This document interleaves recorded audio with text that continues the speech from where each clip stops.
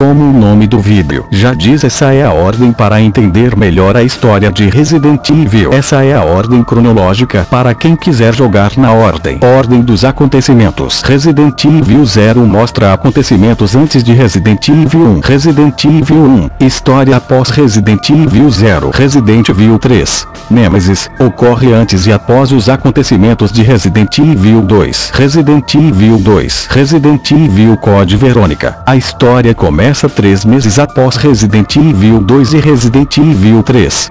Resident Evil Darkside Chronicles retrata os eventos ocorridos em Resident Evil 2 e os eventos ocorridos em Resident Evil Code Verônica. Mais Extra Alien Scott Kennedy, Operation Xavier. Resident Evil The Umbrella Chronicles tem de volta a experiência de passar por cenários já conhecidos de Resident Evil 0, 1 e 3, além de descobrir como o império chamado Umbrella começou a cair.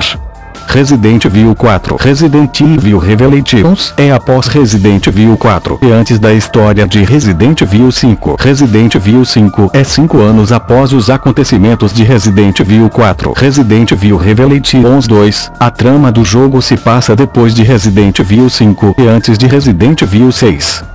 Resident Evil 6, Resident Evil 7, Resident Evil, filmes em 3D feitos 100% em computação gráfica. Resident Evil Degeneração, a história do filme começa 7 anos após Resident Evil 2, Resident Evil 3 e Resident Evil 4. Resident Evil Condenação é uma sequência de Resident Evil Degeneração e, segundo os créditos mostrados no final do filme, a história acontece antes de Resident Evil 6. Resident Evil Vendetta. No Brasil, Resident Evil A Vingança, a história acontece após os eventos de Resident Evil 6. Pessoal, eu fiz uma playlist e nela vai estar toda a história de Resident Evil na ordem.